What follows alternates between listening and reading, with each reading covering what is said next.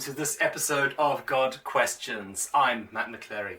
God Questions is a video series that aims to answer your questions that you have about God, Jesus, the Bible, anything to do with spirituality.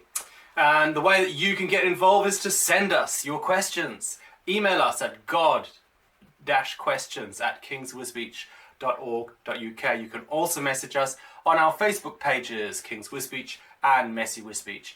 When we get your question, we'll create an answer and make a video so that lots of others can get the same answer to the question that they might have also been asking. You can watch our responses on our Facebook pages that I've just mentioned.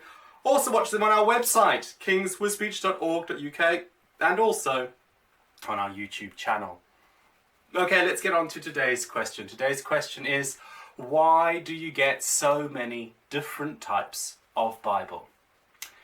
Okay, let me just start off by explaining what the Bible is first of all. Okay, as Christians, we believe the Bible is the Word of God. Okay, and the Bible isn't just a book, okay? It's actually a library of books, a collection of books. If you travel to Europe, you might see on the side of buildings it says bibliothek, which means library, okay? So a Bible is a library. It's a collection of books, and it actually has 66 books in the Bible. And Bible means book, and scriptures means writings. So that's where those words come from. The Bible is split into two main sections. The Old Testament, which talks about the Jewish nation and some of its history and poetry.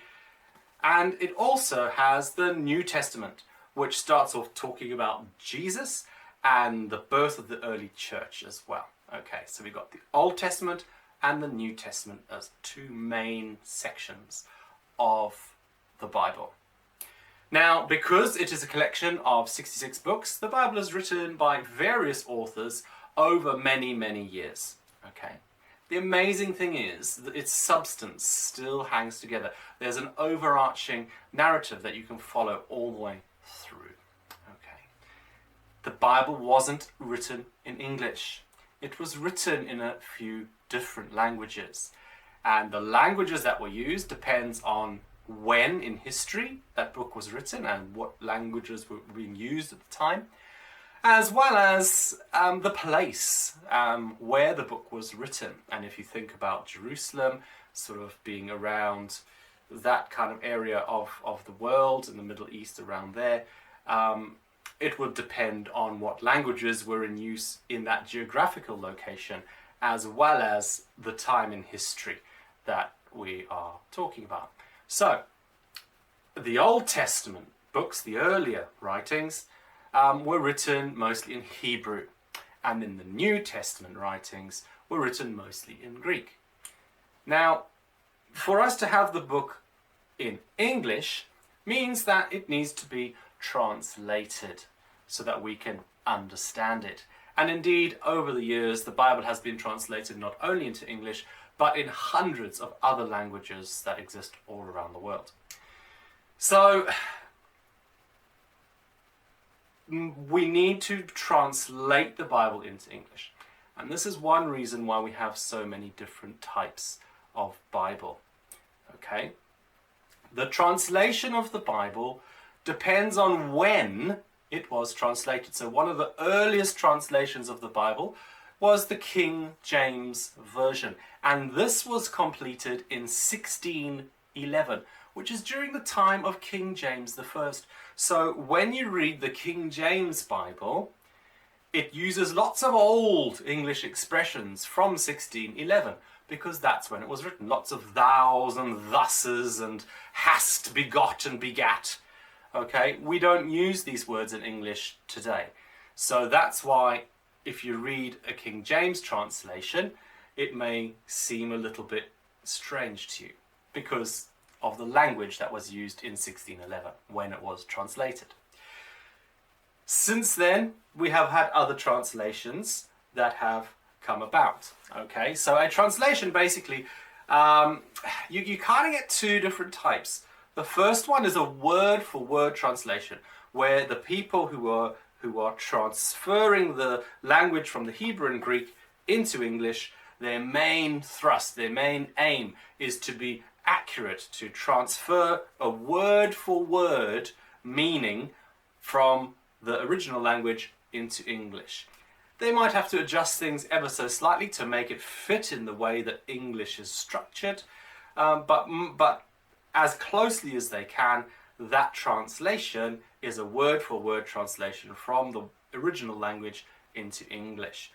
Some really good examples of this are the New International Version, the New King James Version, the Revised Standard Version, and the English Standard Version.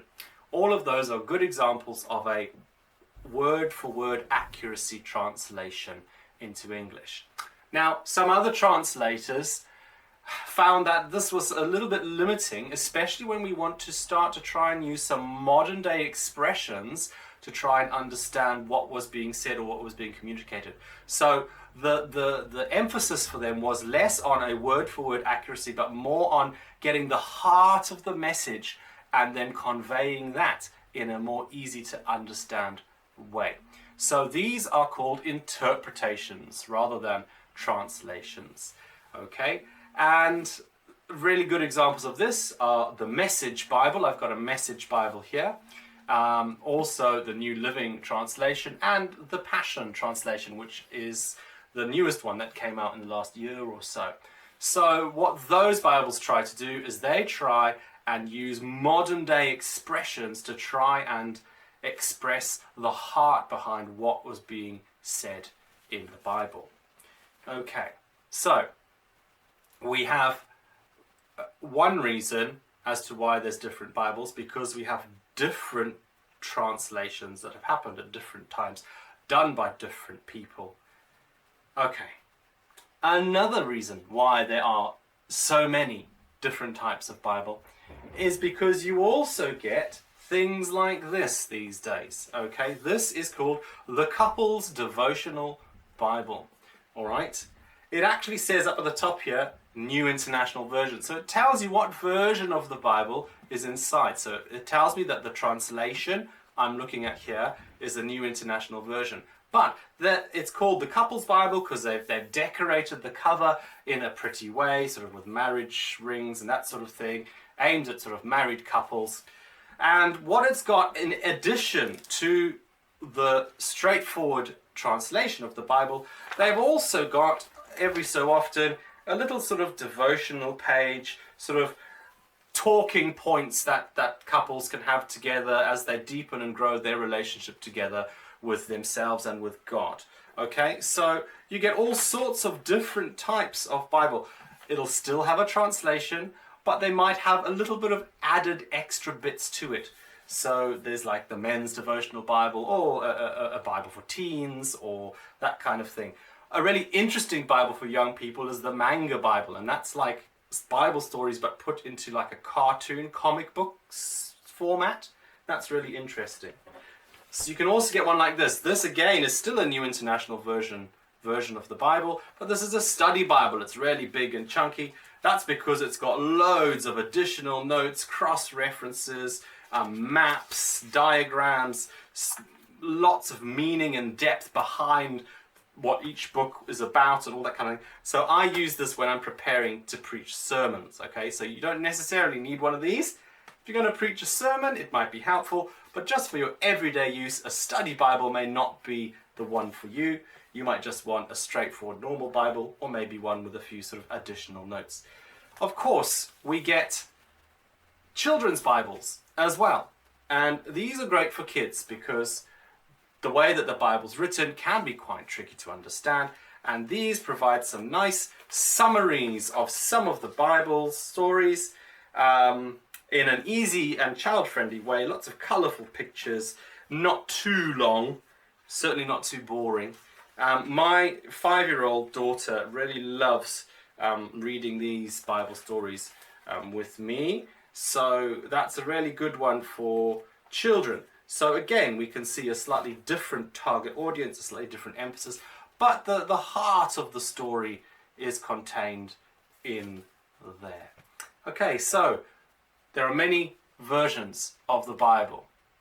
Now, you may choose a Bible that suits your specific interest or area or needs. If you're just starting out, I would recommend that you get yourself a New International Version, NIV, or the Message, or the New Living Translation, okay? Those are easy to understand in today's English, okay? And obviously for children, a great place to start is a children's Bible. So thanks for watching. I hope that's answered your question. And yeah, choose a Bible and start reading it. Thanks for watching. See you at the next episode of God Questions.